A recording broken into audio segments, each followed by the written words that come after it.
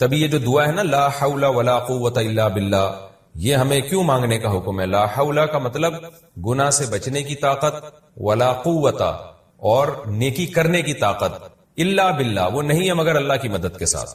تو یہ بھی جذبہ ہمیں سکھایا گیا ہے پیغمبروں کی تعلیمات میں کہ ہم اللہ سے توفیق مانگا کریں، اور توفیق مانگ کے اللہ پہ چھوڑ نہ دیں کہ بس اللہ ہی جو کچھ کرے گا، کرنا وہ خود سے محنت کرنی ہے لیکن نسبت اللہ کی طرف کرنی ہے۔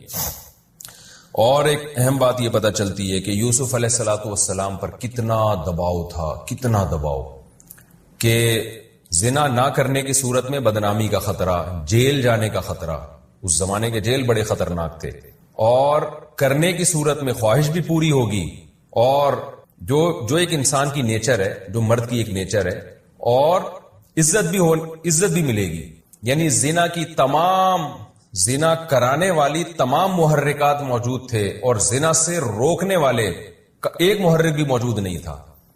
اتنی سختی کے باوجود بھی یوسف علیہ السلام کیا کہہ رہے ہیں؟ اللہ مجھے جیل زیادہ محبوب ہے اس گناہ سے جس کی طرف یہ عورتیں مجھے دعوت دے رہی ہیں۔ تو اس سے ہم جیسے لوگوں کو عبرت حاصل کرنی چاہیے کہ آج بات بات پہ بد نظری اور گناہ کو ہم اپنے لیے کتنے آرام سے حلال سمجھ لیتے ہیں، اور اپنے آپ کو کیا کہتے ہیں؟ مجبور ہیں۔ کتنے لوگ سودی بینکوں میں مینیجر بنے ہوئے ہیں، لاکھوں روپے ان کی تنخواہیں ہیں، ان سے جب کہا جاتا ہے کہ یہ حرام ہے تو کیا کہتے ہیں؟ بھائی یہ مجبور ہیں، اس غربت اور مہنگائی میں ہمارا گزارا نہیں ہوتا۔ کتنے لوگ ہیں جو بد نظری کرتے ہیں، ان کو جب سمجھایا جائے بھائی یہ حرام ہے، اللہ نے نظر جھکانے کا حکم دیا، وہ کہتے ہیں یار ہم مجبور ہیں، ہم سے برداشت ہی نہیں ہوتا۔ تو ہر گناہ کو ہم نے حلال کر لیا ہے اپنے لیے، چھوٹی چھوٹی مجبوریاں پیش کر کے۔ مکس گیدرنگ ہے، ناچ گانا ہے شادی میں، جب منع کیا جاتا ہے بھائی شادی میں مت جاؤ، یہ ناجائز ہے، لوگ کیا کہتے ہیں یار ہم مجبور ہیں، رشتہ دار ہم سے ناراض ہو جائیں گے، مسائل کھڑے ہو جائیں گے ہمارے لیے۔ تو آج ہم نے معمولی اعذار کو، معمولی چھوٹی چھوٹی باتوں کو اتنا بڑا بنا لیا ہے، جیسے قرآن میں آتا ہے نا وَمِنَ النَّاسِ، لوگوں میں بعض ایسے ہیں، سورہ عنکبوت میں ہے کہ جو اللہ پر ایمان لے کر آتے ہیں، اور جعل فتنۃ الناس کعذاب اللہ، اور جب ایمان اور عمل صالح پر ان کو تھوڑی سی آزمائش آتی ہے تو وہ اس کو اللہ کا عذاب سمجھنے لگتے ہیں، چھوٹی سی بات کو بھی رائی کا پہاڑ بنا دیتے ہیں وہ۔ تو اس لیے ہمیں یوسف علیہ السلام کے اس واقعے سے سبق حاصل کرنا چاہیے کہ یہ ہمارے اعذار عند اللہ مقبول نہیں ہے۔ یوسف علیہ السلام سے زیادہ کوئی اس وقت معذور نہیں تھا کہ جب عزت جانے کا بھی خطرہ اور جیل جانے کا خطرہ اور ذہنی دباؤ اتنا اور بھرپور جوانی ہے، اور پیغمبروں میں جو اللہ نے قوت رکھی ہوتی ہے وہ والی قوت ہے، ان تمام باتوں کے بارے میں اس کے سب کے باوجود وہ کہتے ہیں اللہ مجھے جیل زیادہ محبوب ہے۔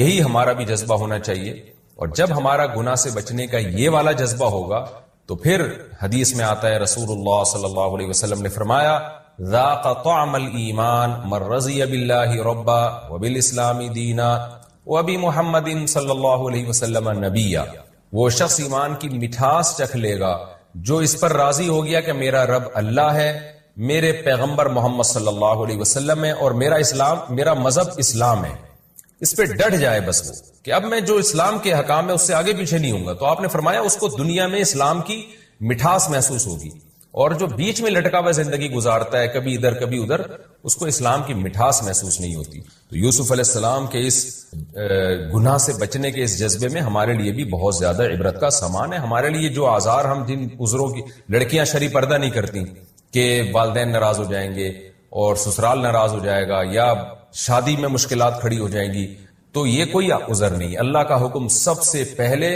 جیسے کہ یوسف علیہ السلام نے اس پر عمل کیا۔ چوتھی بات ہمیں یہ پتہ چلتی ہے کہ یوسف علیہ السلام گناہ سے بچنے کے لیے اپنی ذات پر اعتماد نہیں کر رہے، محض گناہ سے بچنے کی کوشش تو اتنی ہے کہ جیسے دروازوں کی طرف بھاگنا شروع کر دیا، اور یہاں بھی جب دباؤ ڈالا جا رہا ہے بچ رہے ہیں، لیکن دعائیں اللہ سے مانگ رہے ہیں، توفیق اللہ سے مانگ رہے ہیں تاکہ دل میں کبر پیدا نہ ہو۔ اور کیا کہہ رہے ہیں کہ اے اللہ جیل مجھے زیادہ محبوب ہے اس گناہ سے جس کی طرف مجھے دعوت دے رہی ہیں، وَإِلَّا تَصْرِفْ عَنِّي كَيْدَهُنَّ، اگر تو ان کی تدبیر کو مجھ سے دور نہیں کر دے گا تو میں ان کی طرف مائل ہو جاؤں گا۔ تو یوسف علیہ السلام اپنے بارے میں گویا عاجزی کا اظہار کر رہے ہیں کہ گویا میرے لیے مجھ میں تو گناہ سے بچنے کی طاقت نہیں ہے، حالانکہ پوری کوشش کر رہے ہیں بچنے کی، لیکن اعتراف کیا کر رہے ہیں؟ مجھ میں طاقت نہیں ہے، اللہ تو مجھے توفیق دے گا تو میں بچ سکتا ہوں، ورنہ میں نہیں بچ سکتا۔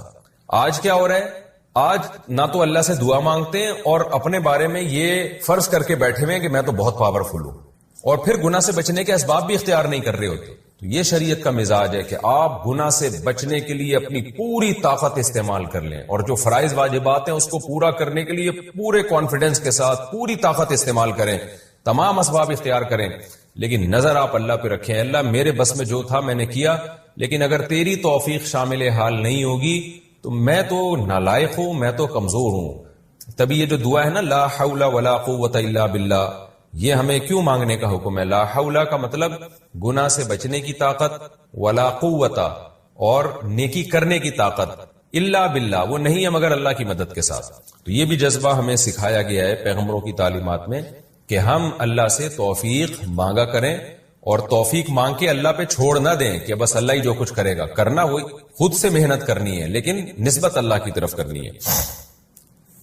اور ایک اور نقطے کی بات یہ پتہ چلی کہ ثم بدا لهم من بعد ما رأوا الآیات لیسجننہ حتی حین. یوسف علیہ السلام گناہ سے بچے تو اس کے نتیجے میں جیل ملی ان کو. تو بعض دفعہ دنیا میں ایسا ہی ہوتا ہے کہ آپ شریعت پر عمل کرنا شروع کرتے ہو تو بجائے کامیابیوں کے ناکامیاں آنا شروع ہو جاتی ہیں.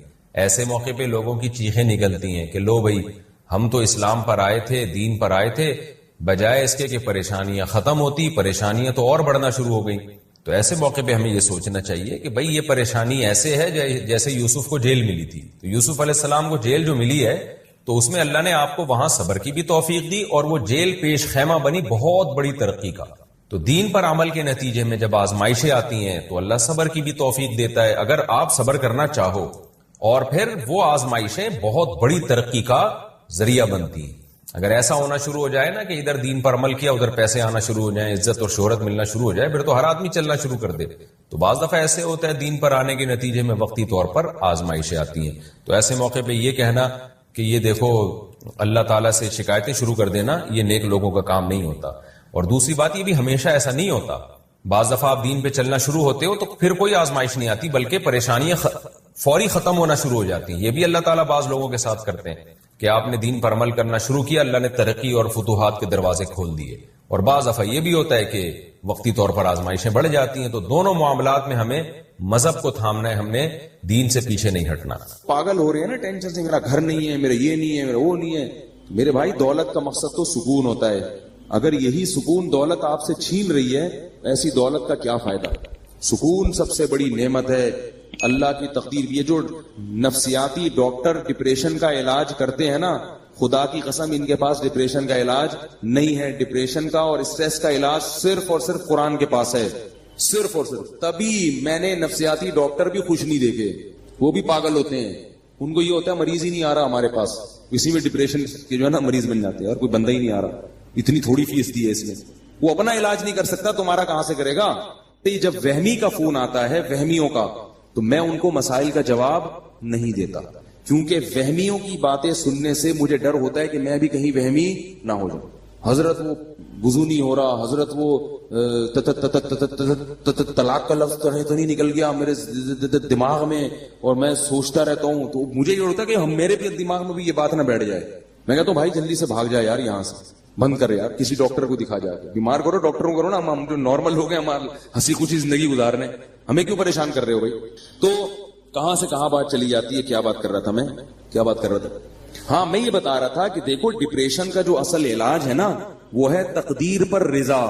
سب سے بہترین علاج یہ ہے کہ اللہ کا جو معاملہ میرے ساتھ ہے میں اس پر راضی ہوں. وہ مجھے اگر غریب رکھنا چاہتا ہے میں غربت میں خوش ہوں, وہ اگر مجھے 1000 گز کا بنگلہ دینا چاہتا ہے تو میں اس میں خوش ہوں.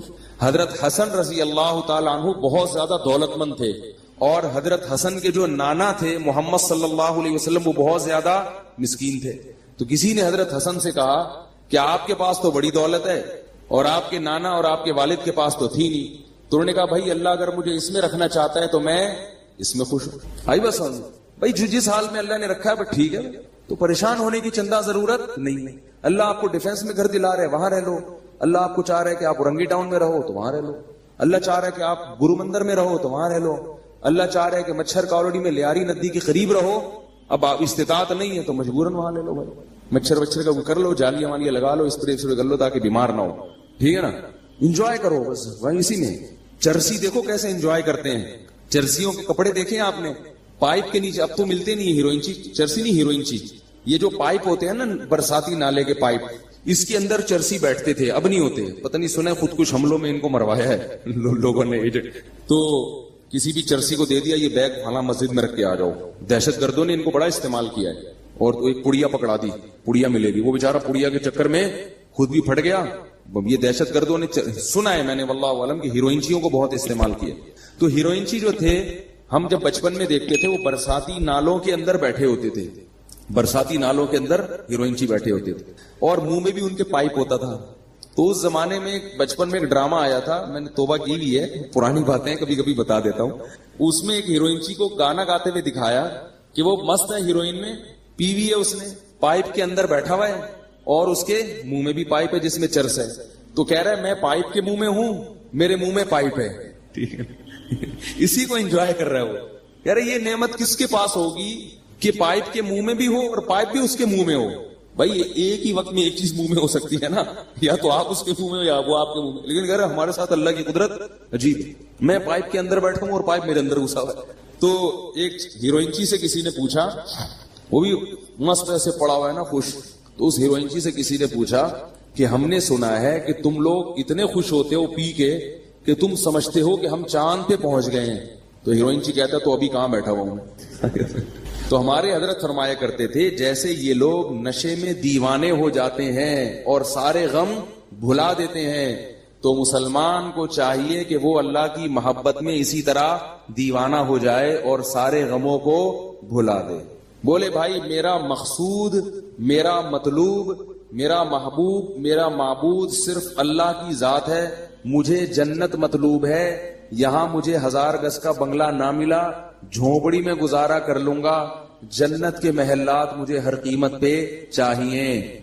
यहां मुझे काली कलोटी मिल गई, एक बंदा आया, मैं मेरी बीवी बहुत ही बदसूरत है, मैं क्या करूं, फंस गया हूं मैंने कहा सबर करो, तुम कौन सा इतने हसीन हो। हमारे जो है ना, एक जामिया में एक लड़का था, उसकी शादी हुई, तो हमारे उस्ताद के पास आया। अब उसको शर्म भी आ रही थी क्योंकि उस्ताद थे बड़े पीरो मुर्शिद। तो वो उस्ताद हमें वाकया सुना रहे थे, कह रहे मेरे पास आया और बड़ा शर्मा रहा है, बड़ा मैं हजरत में बड़ा परेशान हूं, मैं ये वो बहुत मुश्किल ना। मुझे बताओ क्या बात है। उसने कहा मेरी शादी हुई है, मैंने बगैर देखे की और मुझे बीवी पसंद नहीं आ रही, शक्ल बिल्कुल भी अच्छी नहीं है। तो कहते मैंने उससे कहा कि कभी अपनी शक्ल देखी आईने में, ठीक है ना। कहते उसने कहा हाँ मैंने देखी है। कह रहे अब इस नीयत से देखो कि मैं कैसा हूं। एक तो वैसे ही देखता है ना इंसान बाल सेट करने के लिए या कुछ मुंह पे कुछ लगा हुआ तो नहीं, इस नीयत से देखो कि क्या मैं भी उन लोगों में शुमार होता हूं जिसको कोई खूबसूरत मिले। इस नीयत से अब जाके देखो, अपने नए नक्श ना, पूरी नाक का साइज वाइज सब चीजें चेक करना, जाके कलर वलर भी देखना अच्छी तरह से। तो वो कहते हैं कि वो उसने देखा और आके कहा अल्हम्दुलिल्लाह मैं मुतमईन हो गया, ठीक है, कि इस डिजाइन में मुझे ये भी गनीमत मिली। तो डिप्रेशन, परेशान, ये नाशुक्री, हर वक्त क्या है, नाशुक्री।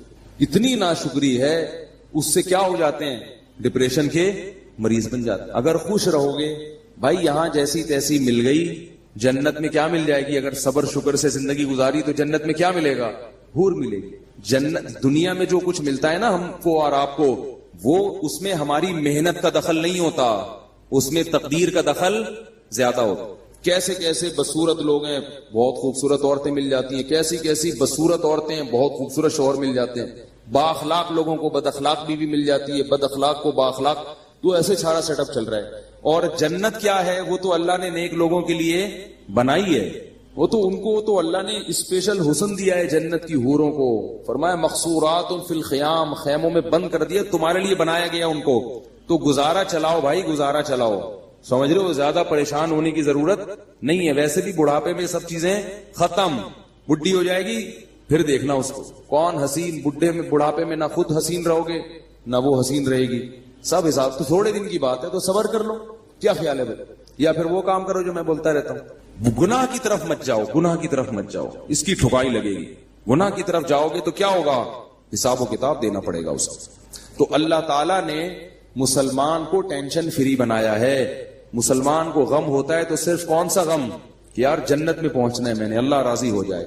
फिर इस हाल में अल्लाह अगर आपको पैसा भी दे दे, आप कोशिश करें, हाथ पे हाथ रख के बैठ जाना, ये दीन हमें नहीं सिखाता। दुनिया में कामयाब होने की भी कोशिश करें, کوشش میں کامیابی ہو جائے تو بھی ٹھیک ہے, کامیابی نہیں ہو تو بھی ٹھیک ہے, بس خوش رہے انسان اس میں. تو اب وہ قوم, اب یہ گھروں کا میں اس لیے کہتا ہوں کہ نبی صلی اللہ علیہ وسلم نے فرمایا بدترین چیز جس پہ انسان کا پیسہ خرچ ہو وہ تعمیر ہے. صحیح حدیث ہے بالکل. آپ کے پاس اگر بہت سارا پیسہ ہے نا تو سب سے پہلے کیا کریں آپ, اچھی خوراک کا انتظام کریں. پیٹ میں اچھی چیز اترنی چاہیے, جیم جیلی اور یہ ساری چیزیں چھوڑ دیں, شہد کھایا کریں, ڈالڈا گھر سے نکال دیں. جب اللہ نے آپ کو مالی وسعت دے دی, زیتون اور دیسی گھی لا کے ڈبے رکھ دیں گھر میں. بیگم جو پکے گا گھی میں پکے گا, 10 انگلیاں گھی میں اور سر کڑھائی میں, ٹھیک ہے نا. اب گھی پکے گا ہمارے. بادام کھائیں. ہمارے حضرت کو اللہ نے غربت میں رکھا تو حضرت کے پاس پیسے ہی نہیں ہوتے تھے کچھ کھانے کے, تو وہ 60 سال حضرت نے غربت میں خوشی میں گزارے. اتنی غربت تھی میرے شیخ و مرشد کے پاس 60 سال کی عمر تک کہ فرماتے ہیں کہ میرے پاس انڈا خریدنے کے پیسے نہیں ہوتے تھے. اور عالم کتنے بڑے تھے, دارالعلوم کورنگی کے شیخ الحدیث تھے. سب سے بڑا مرتبہ, کتنا بڑا ادارہ ہے نا دارالعلوم کورنگی. حضرت مفتی محمد شفیع صاحب رحمہ اللہ کے نائب سمجھے جاتے تھے. اور لیکن لوگوں کو پتہ نہیں چلتا تھا آپ کی غربت کا, کیونکہ رہتے اتنے استغنا کے ساتھ تھے نا کہ لوگ ان سے قرضے مانگنے آتے تھے. یہ نہیں کہ غربت میں اپنے پھٹے پرانے کپڑے پہن کے ایسا صورت بنا لی کہ لوگ مولوی صاحب پہ ترس کھا کے پیسے دینا شروع کر دیں. نہ بڑا استغنا. اور فرماتے ہیں کہ میرا گھر بھی ذرا دور تھا کچی آبادی میں, کیونکہ پیسے تھے ہی نہیں کہ پکی آبادی میں گھر لے لیں. تو فرماتے میں پتہ کیا سوچتا تھا کہ میں چونکہ بادشاہ ہوں اور بادشاہ ذرا ہٹ کے رہتا ہے, بادشاہ تھوڑا سا, تو کہہ رہے ہمارا اسٹائل تھوڑا سا کیا ہے, ہٹ کے, خوش رہتے تھے. کہتے ہیں ایک دن کیا ہوا کہ ایک مہمان ہمارے گھر آیا, دال کھلائی ہم نے. پھر کچھ دنوں کے بعد آیا, دال پکی ہوئی تھی. پھر آیا, دال پکی ہوئی تھی. ایک دن آگے کہتے ہیں آپ لوگ کیا دال کے علاوہ کچھ نہیں پکتا. وہ مہمان بھی تنگ آ گیا. تو حضرت فرماتے ہیں کہ اس کے بتانے سے میری توجہ گئی ہے کہ ہمارے ہاں بہت دنوں سے دال پک رہی ہے. اور اللہ نے ان کو اہلیہ بھی ایسی ہی دی تھی, صبر شکر والی. بڑی تعریفیں کرتے تھے اپنی زوجہ کی, وہ ابھی تک ماشاءاللہ حیات ہیں, اللہ ان کی عمر برکت. اللہ فرماتے ہیں کہ مجھے حور بھی مل جاتی تو میں اتنا خوش نہ ہوتا. اللہ نے مجھے ایسی بیوی دلا دی ہے جو ایسی صبر شکر والی ہے جو لاکھوں میں کسی ایک کو ملتی ہوگی, بلکہ کہتے تھے کسی ایک کو بھی نہیں ملی ایسی بیوی. بڑی تعریفیں کرتے تھے اپنی زوجہ کی, کیونکہ انہوں نے کبھی بھی ناشکری, وہ دیکھتی تھی بھائی میرے شوہر غریب ہیں تو جو وہ بھی تو دال ہی کھا رہے ہیں نا, تو ہم بھی دال کھا رہے ہیں, کوئی بات اسی پہ گزارا کریں گے. اور ہمارے حضرت کو وہ دعاؤں کی وجہ سے ملی تھی یہ بیوی. ہمارے حضرت کا واقعہ لکھا ہے, وہ بتاتے تھے کہ بچپن میں حضرت کا رشتہ طے کر دیا کسی خاتون سے. اب ان میں حیا بہت تھی. وہ تو پہلے زمانے میں تو نہیں ایسا ہوتا تھا کہ پہلے طے کر لو, ابا کو بتا دو, ابا کرنی ہے کرو, نہیں تو میں جا رہا ہوں. یہ تو اب ہوتا ہے نا. پہلے تو وہ لڑکے جب بالغ ہوتے تھے, ایک تو بالغ ہوتے ہی ماں باپ ان کی شادی کی فکر کرتے تھے, ان میں حیا ختم ہونے سے پہلے ان کو گھر بار کا کر دیتے تھے. تو ہمارے حضرت کا جب بالغ ہوئے تو حضرت فرماتے ہیں مجھے تو شرم آتی تھی شادی کا نام لیتے ہوئے بھی. ابا نے کہیں ہماری منگنی کر دی, طے کر دیا. اب ابا کو کیسے کہیں ابا یہ پتہ نہیں, یہ ہمارے حضرت تو دیندار تھے بچپن سے, والد صاحب بھی ان کے فرماتے ہیں مجھے بہت دیندار چاہیے تھی, صبر شکر والی. کہتے ہیں کہ میں نکل گیا کھیتوں میں جا کے چپکے سے سجدے میں گر کے میں نے اللہ سے دعا مانگی. رویا اللہ کے سامنے, اے اللہ اگر تیرے علم میں یہ میرے لیے بہتر نہیں ہے تو یہ رشتہ کسی طرح سے توڑوا دے. زبان کے چونکہ پکے تھے تو خود نہیں توڑنا, زبان دے چکے ہیں, یہی کسی طرح جان چھڑوا دے یہاں سے, اور ایسی جگہ کروا دے جو میرے لیے بہتر ہو. تو اللہ کی قدرت یہ ہوئی کہ لڑکی والوں نے خود ہی انکار کر دیا کوئی عذر بنا کے. تو پھر حضرت کی یہاں شادی ہوئی جہاں جن کو ہم پیرانی صاحبہ کہا کرتے تھے. تو حضرت بڑی تعریفیں کیا کرتے تھے, اور اتنی ان میں حیا تھی کہ وہ حضرت ان کا فرماتے تھے کہ علماء دعوتیں کرتے تھے تو اس میں لوگ اپنی اپنی اہلیہ کو لے کے جاتے تھے. مفتی محمد شفیع صاحب نے کہا کہ آپ بھی اپنی اہلیہ کو لے کر آئے. میں نے کہا ٹھیک ہے. میری اہلیہ نے کہا میں گھر کی 4 دیواری سے باہر نہیں جاؤں گا. بس جائز ہے جانا, یہ نہیں کہہ رہا کہ نبی صلی اللہ علیہ وسلم بھی اپنی زوجہ کو لے کے گئے دعوت پہ, لیکن ان کا مزاج ایسا تھا بھائی میں گھر میں مجھے نہیں جانا. تو فرماتے ہیں مفتی شفیع صاحب بڑے خوش ہوئے. کہتے جب ہمارے گھر میں ٹیلی فون لگا, حضرت کے گھر میں پردہ ایسا تھا, مزدور 4 مہینے کام کر کے گئے ہیں. ایک مزدور نے کہا یار یہاں کیا جنات رہتے ہیں؟ کیوں بھائی؟ کہہ رہے میں نے 3 4 مہینے اس گھر میں کام کیا, کسی عورت کی آواز میرے کان میں آج تک نہیں پڑی. وہ ذاتی طور پر یہ چیزیں آدمی ڈنڈے کے زور سے تھوڑی بیوی سے یہ سب کچھ کروا سکتا ہے, تو اپنے اندر تقویٰ ہو. اتنا ان میں تھا کہ ان کی آواز کبھی مردوں کے کان میں کی اہلیہ کی نہیں پڑتی. تو حضرت فرماتے میں نے جب ٹیلی فون لا کے رکھا گھر میں, ضرورت تھی فون لگوایا, تو میں نے یہ کیا کہ بھائی دیکھو جس عورت میں یہ تقوی نہیں ہے نا تو اس کو برا مت سمجھو. جہاں شریعت نے گنجائش دی ہے وہاں گنجائش دی ہے. عورت مرد سے ضرورت کی بات بھی کر سکتی ہے, ضرورت کے وقت گھر سے باہر بھی نکل سکتی ہے, تو اوپر لیول کا ہے نا وہ. یہ تو اپنے زبردستی نہیں کر سکتے اس چیز میں. آپ عورت اگر خود اپنی مرضی سے ایسا کرنا چاہے تو ٹھیک ہے, وہ زیادہ اچھی بات ہے, لیکن آپ زبردستی نہیں کر سکتے ان چیزوں کو. تو فون میں کیا ہوا, حضرت نے فون لا کے رکھا, فرمایا کہ اب جب فون آئے آپ جب اٹھائیں تو جب ان نون پرسن ہونا تو بات نہ کریں اس سے. اور پتہ کیسے چلے گا کہ اپنی بہو بیٹی کا فون ہے تو فون پہ تھوڑا سا ہاتھ مار دیں, اگر آگے سے عورت کی آواز آئی ہے تو بات کر لیں, یا اپنے کسی بیٹے کی آواز آئی تو بات کر لیں, ورنہ بات نہ کریں. ہم اگر گھر میں کہہ دیں کہ بھائی جب فون اٹھاؤ تو بولو نہیں, تو میرا خیال ہے اگلے دن بیان نہیں ہوگا. انہوں نے پتہ نہیں کس فنڈامنٹلسٹ سے, بنیاد پرستوں سے کہاں پھنس گئے ہیں, طالبان سے شادی ہو گئی ہے. ٹھیک ہے نا, لیکن ہم بھی ایسے ہی, ہم کون سا اتنے پرہیزگار ہیں. تو اتنا ہی تقویٰ ہونا جتنا, یعنی بھائی جتنے خود ہو اتنے ہی دوسرے پہ کو مکلف بناؤ نا. حضرت تو خود بھی بڑے پرہیزگار تھے نا. تو حضرت فرماتے ہیں میں نے کہا اپنی اہلیہ سے کہ یوں کرنا, تو انہوں نے کہا میں نے فون کے قریب ہی نہیں جانا, میں نے فون اٹھانا ہی نہیں ہے, مجھے اس سے ویسے ہی کیا ہے الرجی. یہ مردوں کا کام ہے فون سننا. فون جس نے بیٹے بیٹی کا فون آئے گا تو آپ سن لو, مجھے بتا دیا کرو تو میں بات کر لوں گی, ورنہ میں اس طرف نہیں جاتا. تو بڑی اللہ نے صبر شکر والی زندگی دی تھی ان کو.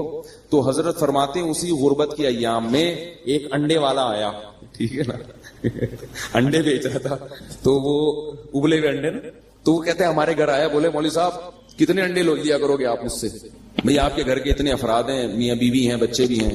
تو اس کا خیال تھا کہ 4-6 انڈے تو لے لیا کریں گے. حضرت فرماتے ہیں میں نے کہا نہیں, ہمارے یہاں پہلے سے کوئی انتظام ہے, ایسا کر دیا. حالانکہ فرماتے ہیں کہ اصل بات یہ تھی میرے پاس انڈا خریدنے کے پیسے, بولو بھائی, نہیں تھے, لیکن اس کے سامنے اپنی غربت نہیں بتانی, میرے پاس تو پیسے ہی نہیں ہیں. وہ کہ چلو زکات والے انڈے پھر میں آپ کو دے دیا کروں گا. بات یہ ہے کہ غربت بھی ہو مگر ایسا اس پہ استغنا, اور چہرے پہ ایسی بشاشت اور ایسا استغنا ظاہر کرنا ہے کہ ہم سے بڑا سیٹ دنیا میں کوئی ہے ہی نہیں. اور فرماتے ہیں کہ یہ صرف زبان سے نہیں کہتا تھا, دل میں بھی سمجھتا تھا, دل میں بھی سمجھتا تھا کہ اللہ نے مجھے بہت دیا ہے, صرف اوپر اوپر سے نہیں کہ لوگوں کو بیوقوف بنانے کے لیے, دل میں بھی یہی تھا بہت دیا ہے بھائی. فرماتے تھے کہ میں 2 وقت کی روٹی کھا رہا ہوں بھائی, اور کیا چاہیے, خالی روٹی بھی کافی ہے, تو اللہ نے مجھے دال بھی دی ہے. اس پہ سوچ سوچ کے خوش ہوتے تھے کہ دال بھی دی اللہ نے مجھے, واہ واہ سبحان اللہ, اتنا خوش ہوتے تھے اس پہ, دال بھی. اور اپنے شیخ کی زیارت کے لیے لاہور جایا کرتے تھے, پورے سال تنخواہ سے پیسے جمع کر کر کے ٹرین کا ٹکٹ ہوتا تھا, پورے سال کی تنخواہ سے کاٹ کاٹ کے ایک دفعہ کا چکر لگتا تھا. یہ حالت تھی. اور پھر کیا ہوا ہے کہ پودوں کا بڑا تھے, بڑے مزاج ان کے, غربت تھی مگر مزاج شاہانہ تھا, گرینری کا بڑا شوق تھا, پھول لگانے کا, پودے لگانے کا, خوشبوؤں کے استعمال کا. تو پودے لگانے کے لیے نا ان کے پاس وہ نہیں تھا, شاور نہیں ہوتا وہ پانی دینے کے لیے, اس میں پتہ نہیں کیا ٹیکنیکل چیز کر کے ایک شاور بنایا تھا حضرت نے, تھا بڑی صفائی ستھرائی. تو کیا ہوا کہ حضرت کی اہلیہ بیمار ہو گئی. میں اہلیہ کا بتاؤں کیسا توکل تھا. اہلیہ بیمار ہو گئی, ڈاکٹر کے پاس گئے تو ڈاکٹر نے کہا کہ ان کے جسم میں وٹامنس کی کمی ہے, پھل فروٹ کھانے کو, پھل فروٹ تو ملتے ہی نہیں تھے حضرت کو, غربت میں کہاں پھل کھا سکتے ہیں. تو بتایا کہ ان کو آپ پھل فروٹ کھلائیں. کیا کھلائیں؟ یہ میں صرف اپنے شیخ کے واقعات نہیں سنا رہا, مقصد یہ ہے کہ ایسی زندگی گزرے گی تو صحت بھی ملے گی, بغیر سیب کے آئرن آئے گا آپ کے جسم میں. اور ٹینشن والی زندگی گزارو گے نا, سیب کے جوس بھر بھر کے پی لو پھر بھی آئرن کی کمی ختم نہیں ہوگی آپ. پھر فرماتے میں لے گیا ڈاکٹر کے پاس, ڈاکٹر نے کہا ان کو سیب کھلائیں, آم کھلائیں, یہ کھلائیں, وہ کھلائیں. پیسے ہی نہیں تھے سیب کھلانے کا. تو حضرت فرماتے ہیں میں نے سوچا کہ ڈاکٹر کو اللہ نے جو علم دیا ہے نا وہ اس حساب سے صحیح بات کر رہا ہے, لیکن اگر میری بیوی کو سیب کی ضرورت ہوتی تو اللہ مجھے سیب کے پیسے دیتے, جب نہیں ہے تو اس کا مطلب اللہ ویسے ہی آئرن کی کمی انشاءاللہ پوری کر دے گا, اور اللہ ان کو ویسے ہی ٹھیک کر دے گا.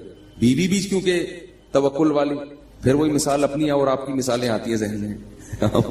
ہم ہوتے کتنے تانے سننے کو ملتے ہیں بھائی, اب کہیں سے لے کر آؤ, سیب لاؤ, چوری کا ہو کہیں سے وہ لے کر آؤ. میں تو کہہ رہی تھی کھانے کو نہیں ہے, دال کھائیں گے تو یہ تو یہی ہوگا نا, روٹی کھا کھا کے, تو آئرن کہاں سے پیدا ہوگا. ڈاکٹر سارے کہتے ہیں سیب کھانا ضروری ہے, اور یہ کھانا ضروری ہے, وٹامن کی گولیاں کھانا, جائیدادیں کھانا بھی ضروری ہے. کیا کیا کھا گئے ہیں مگر پھر بھی کمی پوری نہیں ہو رہی, پھر بھی بیمار ہیں. وقت سے پہلے بال سفید ہو رہے ہیں, 20-20, 25-25 سال کے لڑکوں کے بال سفید ہو رہے ہیں, گر رہے ہیں. عجیب حالت ہے یار, 30 سال کا بندہ 50 سال کا لگ رہا ہے آج دیکھ. سب کچھ کھا کے بھی یہ حال ہے, توکل نہیں ہے, اللہ پہ اعتماد نہیں ہے.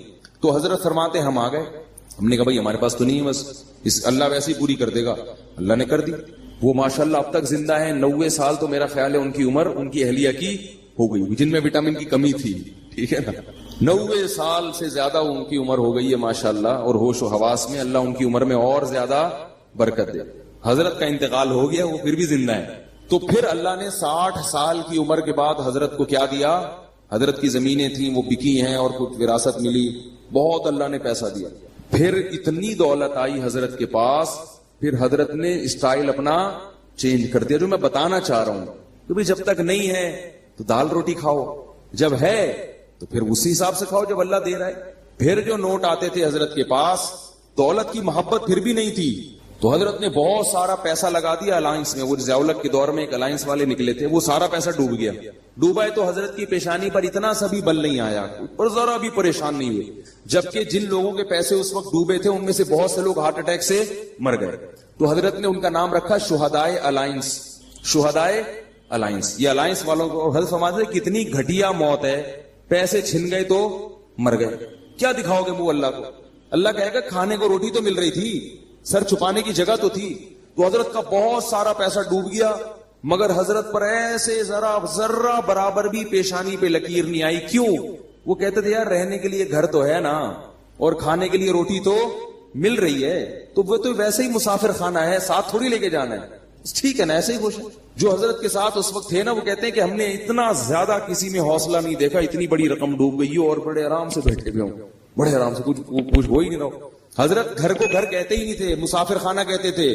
جب سعودی عرب سے آئے ہیں عمرہ کر کے تو وہ گھر پہنچ گئے اپنے, تو جو میزبان تھے نا سعودیہ میں, انہوں نے حضرت کو فون کیا کہ آپ گھر پہنچ گئے ہیں. انہوں نے کہا میں مسافر خانے میں بیٹھا ہوں ناظم آباد کے. پھر 2 دن بعد فون کیا, حضرت گھر پہنچ گئے. انہوں نے کہا ابھی بھی ناظم آباد کے مسافر خانے میں. اس نے کہا آپ مسافر خانے میں کیا کر رہے ہیں, گھر کیوں نہیں جا رہے؟ انہوں نے کہا بھائی یہ مسافر خانہ ہی ہے, گھر ور نہیں ہوتا مسلمان کا. اور واقعی اب دیکھو نا, حضرت کا جنازہ اٹھ گیا نا, قبر میں چلے گئے, ثابت ہو گیا نا کہ واقعی وہ کیا تھا, مسافر خانہ ثابت ہو گیا. تو ہم لوگ ہیں بے وقوف جو گھر کو گھر سمجھتے ہیں. تو کیا تھا کہ حضرت کو جب اللہ نے دولت دی تو نوٹوں کی گڈیاں رکھی ہوتی تھی اتنی بڑی بڑی, اس میں سے حضرت اپنی ضرورت کے پیسے رکھتے تھے, باقی سارے فی سبیل اللہ صدقہ. اس میں سے گیس کا بل نکالیں گے, جو ضرورت کی چیز خریدنی ہے. گاڑی خریدی حضرت نے, گاڑی کیسی خریدی؟ اب دیکھو پیسہ آتا ہے تو لوگ اپنے اوپر خرچ نہیں کرتے, یہ بھی کنجوسی ہے. وہ بحریہ ٹاؤن میں پلاٹ لے لو, بس پلاٹ لے لو, بس پلاٹ لے لو. ابے بھائی خرچ کرو اللہ کے بندو. حضرت نے ایک فلیٹ بھی خریدا, وہ اس لیے خریدا کہ میں آج مر جاؤں گا تو یہ مدرسے کا گھر ہے, میری زوجہ کہاں رہیں گی, اس لیے سے خریدا کہ میرے مرنے کے بعد میری زوجہ کے لیے انتظام, بولو نا بھائی, ہونا چاہیے. اور بچے کی سب کی شادیاں ہو گئی تھی, وہ الگ ہو گئے تھے, الگ رہتے تھے, تو ان کا تو انتظام ہو گیا. بس ایک زوجہ میں اگر مر گیا تو ان کا کیا بنے گا, یہ تو مدرسے کا گھر ہے, ٹھیک ہے نا. تو یہ مدرسہ یہاں رہتا ہے نہیں رہتا, تو بھائی ان کے لیے فلیٹ خرید لی. وہ بھی جب اللہ نے بس وہ فلیٹ گئے نہیں, اس میں گئے نہیں. اس کے علاوہ باقی پیسوں کا کیا کرنا ہے, اب کیا پلاٹ خریدنا, کیا گھر خریدنا, گاڑی خریدو. سب سے پہلے خوراک, حضرت نے سب سے پہلے پیسہ کہاں خرچ کیا؟ خوراک. بھائی خوراک, اب پہلے تو اللہ چلا رہا تھا بغیر خوراک کے, پیسے نہیں تھے. اب اللہ کہے گا اب ہے تو اب تو سیب کھاؤ نا, آئرن کی کمی, ورنہ آئرن کی کمی ہوگی. دولت مند آدمی اگر سیب نہیں کھاتا اس میں آئرن کی کمی ہوتی ہے. غریب آدمی کچھ بھی نہ کھائے پھر بھی فٹ رہتا ہے, کیونکہ اللہ نے اس کو دیا ہی نہیں کچھ, تو اللہ کہتے ہیں اسی میں پوری کر دوں گا میں. شیر کو آئرن کی کمی کے لیے سیب کھانا پڑتا ہے بھائی. شیر میں وٹامن سی کی کمی کہاں سے پوری ہوتی ہے؟ وہ صرف گوشت کھاتا ہے, اور اسی گوشت میں وٹامن اے بھی ہے, ڈی بھی ہے, سی بھی ہے, سب کچھ ہے اس میں. تو اللہ ہر چیز سے ہر چیز پوری کر سکتے ہیں. ہم خالی گوشت کھانا شروع کر دیں تو مر جائیں گے تھوڑے دنوں میں. تو اب کیا تھا کہ حضرت نے سب سے پہلے کس پہ توجہ دی؟ خوراک. خوراک ایسی خاندانی, ہٹو بچوں, بادام صبح اور 1 گلاس خالص دودھ, بہترین خاندانی قسم کا سیب چھلا ہوا. چھلکے فرماتے تھے, ڈاکٹر نے ایک دفعہ حضرت کو کہا کہ چھلکوں میں طاقت زیادہ ہوتی ہے. حضرت فرمایا پھر چھلکے آپ کھایا کریں. مزاح بہت تھا ہمارے حضرت کی, خوش ہوتا ہے نا انسان تو مزاح بھی ہوتا ہے طبیعت میں. پھر یہ آپ کھائیں گے وٹامن, ٹھیک ہے نا. تو اس لیے کہ چھلکے ہضم نہیں ہوتے نا, وہ وٹامن کا کیا کرنا ہے جو ہضم ہی نہ ہو. ڈاکٹر بھی تو بعض پھیپو ہوتے ہیں, بس بول دیتے ہیں, یہ نہیں دیکھتے کہ اس کا کیا نقصان بھی ہوگا, کیا فائدہ ہوگا. چھلکوں میں طاقت زیادہ ہے. اللہ کے بندے, چھلکے اللہ نے جانوروں کے لیے بنائے, ان کو بھی تو کچھ کھانے دو. ساری چیزیں خود کھا جاؤ گے تو بکری کیا کھائے گی, ٹھیک ہے نا. تو اب جو ہے وہ چھلکے حضرت نے فرمایا کہ آپ کھائیں. وہ چھلا ہوا سیب کھایا کرتے تھے, میٹھا. جب سیب کا موسم ختم ہو جاتا تھا, اچھے سیب ملنا بند, تو سیب کا ناغا نہیں. حضرت کی مطالعہ بہت تھا نا, حکمت پر, ایلوپیتھک سائنس پر بھی مطالعہ تھا, اور ہومیوپیتھک پر بھی, اور حکیموں کی کتابیں بھی پڑھی ہوئی تھی حضرت نے. تو خوراک پہ بڑی ریسرچ تھی. وہ فرماتے تھے کہ نہار منہ میٹھا سیب جس نے کھا لیا تو اللہ اس کو ڈاکٹروں سے ہمیشہ کے لیے محفوظ رکھے گا. اور واقعی حضرت کو اللہ نے ڈاکٹروں سے بچایا ہوا تھا. تو جب موسم ختم ہوتا تو پھر پوری دنیا میں تحقیق ہوتی کہاں کا سیب سب سے اچھا ہے, تو پھر ٹورنٹو سے حضرت کے لیے سیب کی پیٹیاں آیا کرتی تھی. سیب کا ناغہ نہیں ہونا چاہیے. بادام, سیب اور بھنے ہوئے چنے یہ کھاتے تھے. اسی طرح میں جب بھی حضرت کے گھر گیا ہوں کھانا بڑا اسٹائلش دیکھا ہے, وی آئی پی قسم کا خاندانی کھانا. کھاتے بہت تھوڑا تھے مگر کھاتے بہت اچھا تھا. پگڑی بڑی مہنگی تھی. ایک دفعہ میں نے قیمت پوچھ لی تھی, وہ زمانے میں بڑی ہزاروں روپے کی پگڑی تھی حضرت کی. حضرت فرماتے تھے کہ سر کی پگڑی اور سر کی ٹوپی کی قیمت آپ کے جوتے سے زیادہ ہونی چاہیے. جوتا مہنگا ہے, ٹوپی کیا ہے, سستی. اس کا مطلب سر کو اتنا پروٹوکول نہیں دے رہے, پاؤں کو عزت زیادہ دے رہے. حضرت کا جو سفید رنگ کا کرتا ہوا کرتا تھا وہ بہت مہنگا تھا, بہت مہنگا. اور خوشبوئیں اللہ کی پناہ, اتنی سی خوشبوئیں. اس دور میں 95 کی بات کر رہا ہوں, 50 ہزار روپے کی 95 میں وہ حضرت نے خوشبوئیں رکھی ہوئی تھی. اور کمرہ اتنا خوبصورت ڈیکوریٹ کیا ہوا تھا, ایسے نہیں کہ وہ اس کو چھچورا پن بنا دیا, اس کو چھمک چھلو بنا دیا کمرے کو, لیکن اتنا خوبصورت کمرہ تھا حضرت کا کہ جب جاتے تھے تو بس دل چاہتا تھا کہ یہاں سے نہ نکلے. اس میں عود کی خوشبو چل رہی ہوتی تھی ہر وقت. بڑا خوبصورت کمرہ تھا, جنہوں نے دیکھا ہے وہ جانتے. وہ تو باقاعدہ دیکھنے جایا کرتے تھے ہم. پھر حضرت کی کرسی بیٹھنے کا, پھر 24 گھنٹے ایئر کنڈیشن میں رہتے تھے, 24 گھنٹے. بہت وی آئی پی زندگی گزاری. مکان نہیں بنایا, پلاٹ نہیں خریدا, مر جائیں گے, اپنی ذات پہ لگاؤ. ایک بس سنا دو گاڑی خریدنے کا واقعہ سنا ہوا. پھر حضرت نے کھوجا کہ گاڑی ہونی چاہیے. حضرت نے کیا سوچا کہ کیا ہونا چاہیے. یہ میں آپ لوگ کو بتا رہا ہوں کہ پیسے جمع مت کرو اللہ کے بندو, یہ کوئی قصے کہانیاں نہیں سنا رہا, میں قصے کہانیاں نہیں سنا رہا. حضرت نے کہا گاڑی ہونی چاہیے. گاڑی خریدنے گئے, شو روم میں گئے تو شو روم والے سے کہا کوئی گاڑی دکھاؤ. گاڑی, اس نے کہا یہ ہے نا گاڑی. انہوں نے کہا یہ گاڑی ہے. ٹھیک ہے, یہ کوئی گاڑی, اس کو گاڑی بولتے ہیں. یہ حضرت اسی سٹائل سے سنایا کرتے تھے, یہ گاڑی. تو انہوں نے کہا